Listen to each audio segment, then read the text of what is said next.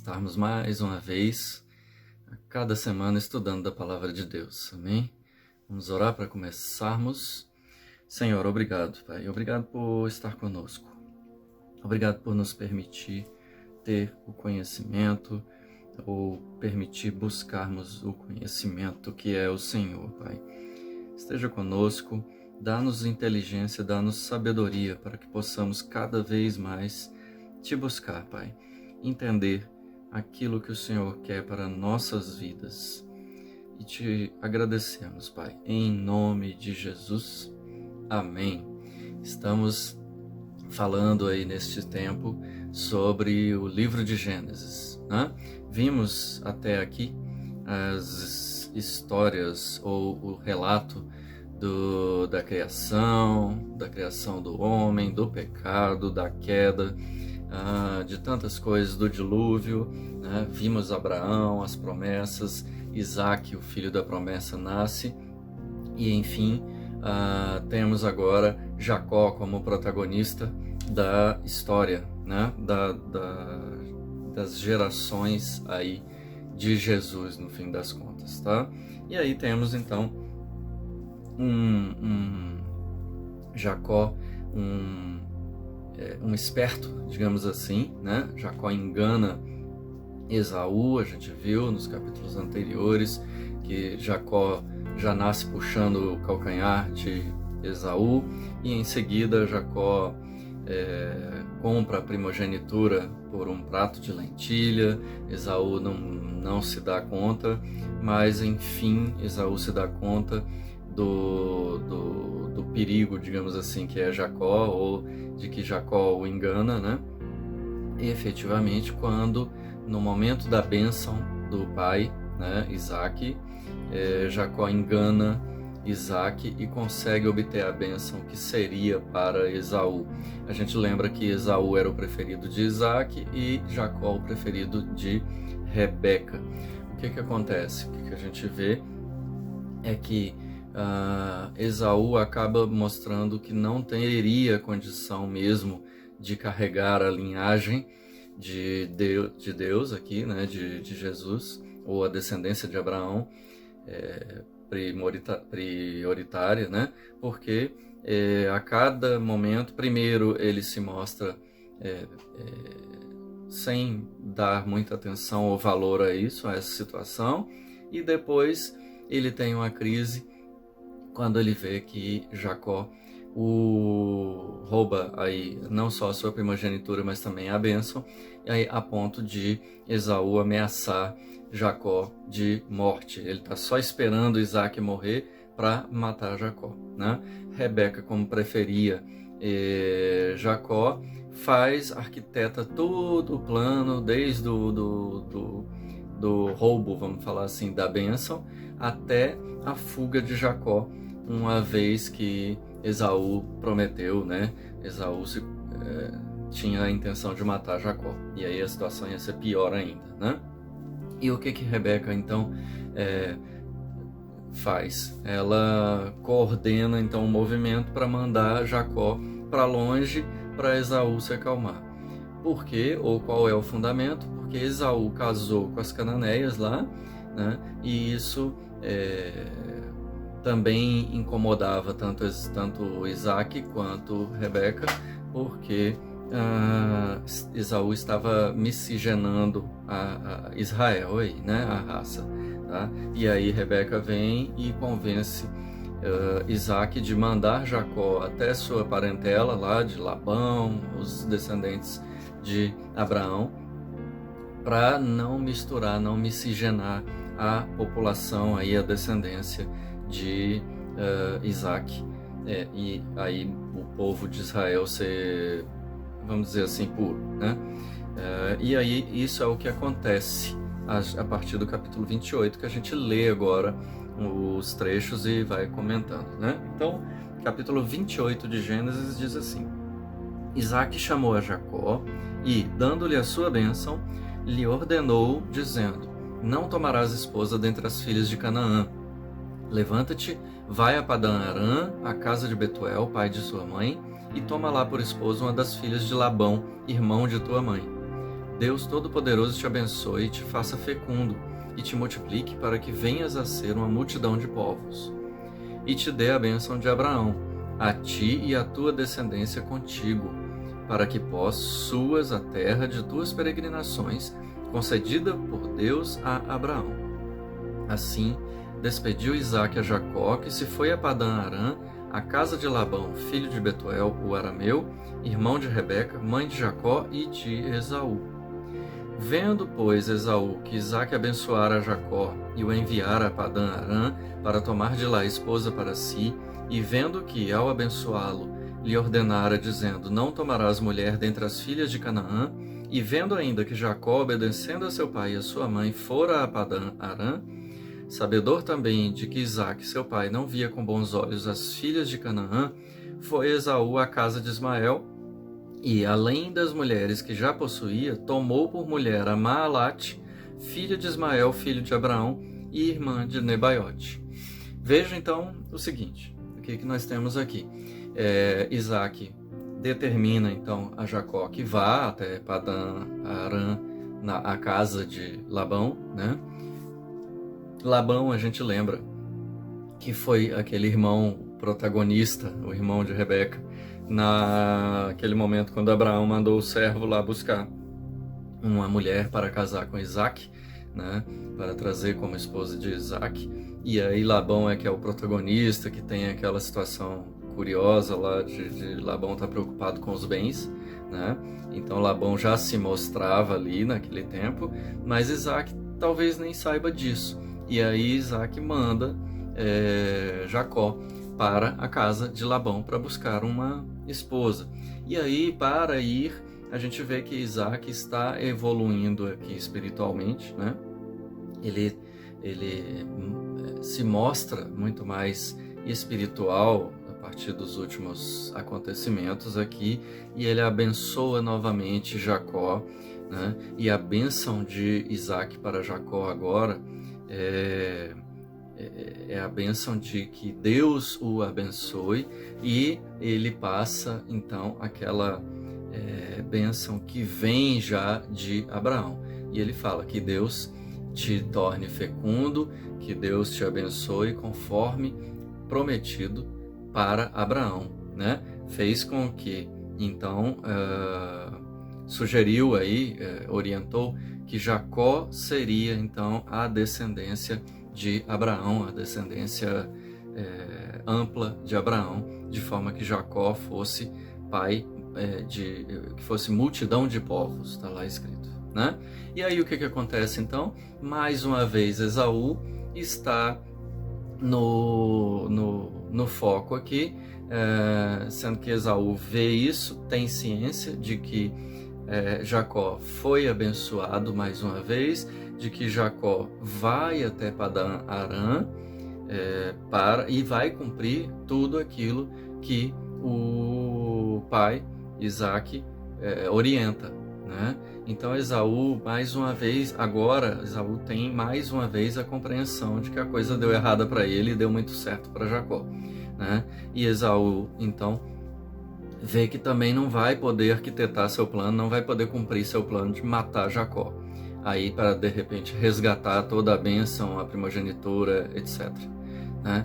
E aí o que Esaú faz? Mais uma vez faz, digamos assim, coisa errada. Esaú vai espizinhar agora, ele vai para a casa de Ismael para ter mais uma esposa cananeia, aí mais uma esposa que não é da linhagem querida por Israel e por Isaque, e Rebeca, miscigenando mais um pouco então a sua geração, a sua descendência, tá?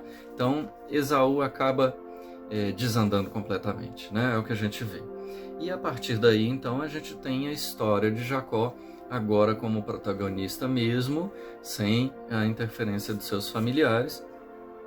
Jacó parte de Berseba, onde ele está, para Harã, e é uma viagem longa, né? E a gente tem um texto aqui, uma situação bem interessante. Então vamos ler a partir do versículo 10. Diz assim o texto: Partiu Jacó de Berseba e seguiu para Harã. Tendo chegado a certo lugar, ali passou a noite, pois já era sol posto. Tomou uma das pedras do lugar, fê-la seu travesseiro e se deitou ali mesmo para dormir. E sonhou, eis posta na terra uma escada, cujo topo atingia o céu, e os anjos de Deus subiam e desciam por ela.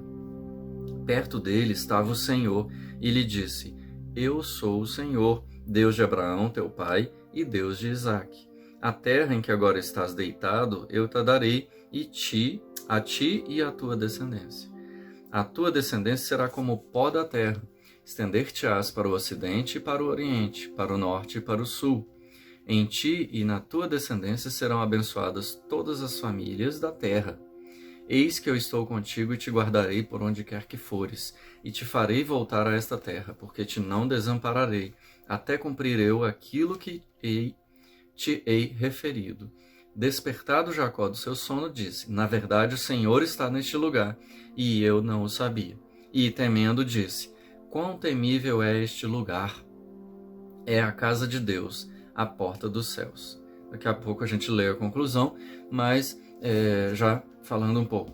Jacó então teve uma experiência com Deus, né? E a experiência de Jacó com Deus mostra assim, que Jacó agora tem um temor a Deus e uma impressão assim da maravilha. A gente vê quão temível é este lugar, mas ele não está aí falando que é um lugar de medo e de morte, mas um lugar de temor, reverência, um lugar da presença de Deus, né? Jacó sente isso. Então Jacó tem uma efetiva experiência com Deus, com a existência de Deus. Até então era assim, o Deus de Abraão, o Deus de Isaque, né? O Deus de meu pai. E agora Jacó tem uma experiência com Deus. Ele vê ali, não, peraí, tem um movimento aqui, tem um reino celestial, né? Que eu tenho relação com ele. Eu sofro a influência, né? Existe alguém que é muito maior, que é um Deus efetivo que está em todo lugar. É isso, né? E aí prossegue então o texto, vamos ler, do versículo 18 em diante, diz assim: Tendo-se levantado Jacó cedo de madrugada, tomou a pedra que havia posto por travesseiro e a erigiu em coluna, sobre cujo topo entornou azeite. E ao lugar, cidade que outrora se chamava Luz, deu o nome de Betel. Fez também Jacó um voto, dizendo: Se Deus for comigo e me guardar nesta jornada que empreendo, e me der pão para comer e roupa que me vista, de maneira que eu volte em paz para a casa do meu pai, então o Senhor será o meu Deus. Aí a pedra que erigi por coluna será a casa de Deus, e de tudo quanto me concederes, certamente eu te darei o dízimo. É interessante aqui, porque primeiro, Jacó constrói então, resgata aquela ideia de construir altar para Deus, né? E Jacó entende bem ali e fala que aqui é a casa de Deus. Quando ele fala Betel, Bet é casa e El é Deus, então é a mesma coisa, né? Ele diz, ele nomeia aquele lugar a casa de Deus, como casa de Deus. E para essa relação aí, Jacó cria então uma condicionante, que é: se eu for e voltar em segurança, né? Se tudo der certo, se Deus me guardar, então eu vou reconhecê-lo realmente como o meu Deus, como o meu Senhor, né? O Senhor será o meu Deus. Então tem uma relação meio estranha aqui ainda, né? Jacó ainda não está tão certo assim de quem é este Deus que aparece para ele, mas a gente vai ver em seguida que isso acontece. Deus cumpre, como ele sempre cumpre, a sua promessa. Ele e Jacó vai voltar em segurança no futuro, vai ter bênção, né? E Jacó vai perceber, a gente vai ver mais para frente, que só Deus é o Senhor, efetivamente, é um Senhor de verdade, todo-poderoso, onipresente, onipotente, onisciente, né? E vai ter, inclusive, relacionamento mais constante, mais próximo com Deus, com o Senhor o orientando, inclusive, né? E aí, então, a gente tem um desfecho desse capítulo 28, um capítulo pequeno, que mostra, então, essa condição. A partir daí, então, nós temos o capítulo 29, a ida de Jacó ou a chegada de Jacó a seus familiares. Então ele faz, aí ele levanta, vai, a gente vê no versículo 1 do capítulo 29, assim, pôs-se Jacó a caminho e se foi à terra do povo do Oriente. E aí ele acha um poço. Esse capítulo 29 eu não vou ler todo aqui, vou lendo algum pedaço, tá? Mas fica o dever de casa, né?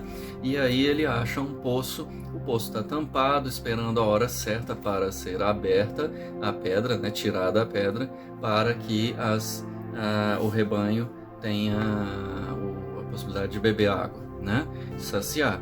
E aí o que acontece? Jacó então tem o primeiro contato com o amor de sua vida, que é Raquel, né? Ele vê que Raquel é formosa, ele tem uma paixão aí por Raquel imediatamente, né? Raquel é pastora, curiosamente, lá do rebanho de Labão, né? E aí Raquel chegou, ele abre o poço, ele entende que Raquel é da sua parentela, né? E aí Jacó abre o poço para Raquel dá de beber, aí é o rebanho, ele reconhece e aí tem aquele beijo, um beijo respeitoso aqui, não é uma questão lasciva, e ele estava muito cansado, inclusive, e aí vem lá no versículo 11, que depois de tudo isso, ele beijou a Raquel, erguendo a voz, chorou. Ele reconheceu, então, que Raquel era a sua futura esposa, né? E aí Jacó conversa com Raquel, lá no versículo 12, né? E aí ele vai, Labão ouviu, tá? Tudo isso, houve a negociação, Labão era um negociador, tá? Ele tinha uma outra filha, que era Lia. Lia não era atraente, né? E qual era a preocupação de Labão? De certa forma, empurrar Lia, tá? Para alguém, né? E ele vê que Jacó é próspero, Jacó vem da linhagem boa aí de Abraão, né? Então, Labão arquiteta também, de certa forma, um plano, e Jacó tem, então, ou sofre da mesma medida que ele causou em Esaú, ou seja, ele é enganado, né? E a gente tem um texto que todos nós conhecemos, em que Labão engana Jacó, exige que Jacó seja servo, trabalhe para ele em troca de Raquel, mas no dia do casamento ele entrega Lia, né? Jacó não percebe misteriosamente, tá? E aí tem a sua relação com Lia, descobre no dia seguinte que estava com Lia, que não era atraente, não era o que ele queria, né? E aí ele vai tomar partido ou satisfação com o Labão, e Labão vem e dá uma enganada básica mais uma vez e fala: não, primeiro a gente entrega a filha mais velha, né? Não tem essa história de casar logo com a nova. Então, fica aí mais 7 anos trabalhando e aí você vai ter a filha mais nova, que é Raquel. E isso acontece e a gente vê, então, no capítulo 29, o casamento, enfim, a tomada, né, de esposas de Jacó, Lia e Raquel, e também as servas Zilpa e Bila, né, que são colocadas lá no capítulo 29 e 24, nesses versículos, colocadas à disposição, e aí a gente vai ver que Jacó começa aí a sua reprodução, né? Ele realmente é fecundo, mas tanto Lia quanto Raquel têm dificuldades, têm uma esterilidade, o que era muito ruim, tá? E Lia não era amada, ela era preterida. A gente vê lá no versículo 31, Deus sendo bom para com Lia, né? Vendo o Senhor que Lia era desprezada, fê-la fecunda, ao passo que Raquel era estéril. E aí concebeu Lia, Lia começou a dar à luz a um monte de gente, e eu destaco o versículo 35, né? De novo concebeu e deu à luz um filho, então disse: esta vez louvarei o Senhor, e por isso lhe chamou Judá. e cessou de dar à luz. Olha só que interessante, né? Então a gente vê que Raquel era preferida, era amada por Jacó, mas quem dá à luz à geração que vai chegar até Jesus, o Messias, é Lia. Lia é a mãe de Judá, né? Afinal, quem é o leão da tribo de Judá, né? Então a descendência de Jesus é de Judá, não é de José, tá? Quem acha que não, veja lá em Mateus, por exemplo, a genealogia, e vai ver que Jesus descende de Judá.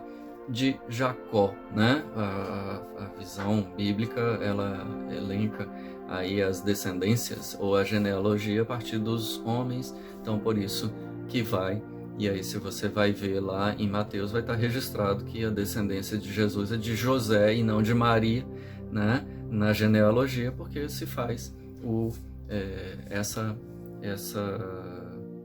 colocação no texto bíblico a partir dos pais, né? Homens. Tá? E aí a gente vê então que José é que era o descendente, no final das contas, aí de Israel, aí, de Jacó e de Abraão. Bom, o que a gente vê de tudo isso aqui, de todo o texto? A gente falou do capítulo 28 e 29. A gente vê a promessa sendo cumprida, a gente vê Deus interagindo mais uma vez, a gente vê Deus cuidando de cada um. Curiosamente ou não, Deus abençoa Lia primeiramente, né, no caso, e não Raquel. Raquel vai ter um protagonismo depois, né, no capítulo seguinte, tá? Mas a gente vê um Jacó ainda no processo de convencimento, de conhecimento de Deus, de reconhecimento de que Deus é o Senhor dele. A gente vê um Esaú cada vez mais perdido, infelizmente, cada vez mais revoltado e fazendo coisas, inclusive, para contrariar sua parentela, né? E dando mais desgosto a Isaac e a Rebeca, né? A gente vê também um Jacó que, inicialmente enganador, né? Agora já começa a mudar, começa a servir, a cumprir a promessa, e vê um Jacó, então, que começa a ser submisso a Deus. A gente vê, ou Jacó, ele também é um exemplo muito claro de que todos nós temos a oportunidade de fazer as coisas de Deus. Porque Jacó era tão pecador ou mais quanto nós, ou do que nós, tá? E ainda assim, Jacó recebe a promessa, né? Então a gente extrai desses dois capítulos, 28 e 29, muito também assim, a necessidade de que sejamos obedientes. Jacó foi obediente e começa a ser abençoado, a ter frutos. Esaú desobedece. Esaú desobedece desde o começo, e a gente vê o desfecho, e Esaú ele desanda efetivamente. A gente vai ver menção mais para frente no texto bíblico, menção não favorável a Esaú, porque Esaú desandou mesmo. Ele teve as suas desavenças e as suas decepções, e ao invés de se arrepender, ao invés de ir atrás, Esaú se mantém aí, ou vai para o caminho não esperado, não piedoso, não bom. Então a gente aprende com o texto alguma coisa, muita coisa, claro, mas mais uma coisa, o que se destaca, a gente aprende, ou a gente entende que Deus quer que a gente obedeça, né? Desde o texto que fala do pecado, da queda do homem, a gente vê desobediência e a gente vê falta de arrependimento, né? E aqui o texto, eu extraio neste momento uma ordem ou uma orientação de que a gente obedeça ao Senhor, e que quando a gente não obedece, quando a gente cai, quando a gente tem algum dissabor, a gente se arrependa daquilo que a gente faz de errado, né? Arrependamo-nos, né, dos nossos pecados, dos nossos erros, e vamos cumprir aquilo que o Senhor nos orientou. Tá fácil, porque Ele deixou escrito para nós. Amém? Já avançamos bastante no nosso horário, então vamos ficar por aqui. Falamos hoje de 2 capítulos, a história todos nós já conhecemos bem, mas ainda assim cada vez mais temos que ler um pouco mais. Então sugiro, releiam o capítulo 28, leiam o capítulo 29 com mais cuidado e a gente vê algumas características aqui do povo de Deus e do povo que se desviou, né? Bom, vamos orar então para terminar. Obrigado, Senhor, mais uma vez por nos permitir estudar um pouco mais de Ti. Obrigado mesmo, Pai, por estar conosco, por nos orientar. Dá-nos segurança, Pai, dá-nos saúde, perdoa nossos pecados e nos abençoe, Pai, em nome de Jesus. Amém. Que o Senhor te abençoe, te guarde e esteja convosco, hoje e sempre.